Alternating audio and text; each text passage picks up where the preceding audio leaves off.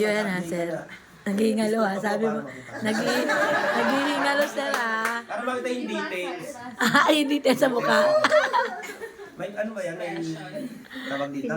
No filter, no filter. Naka-live ka. Mag-hi ka sa, sa, Christian. hindi sa buong Pilipinas.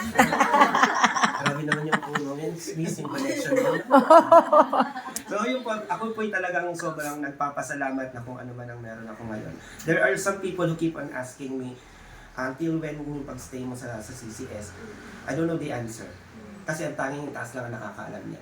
Pero kung tatanungin mo, yes po, kung tatanungin yung nilalaman ng puso ko at isip ko, 15 years. masaya ako sa CCS sa ngayon.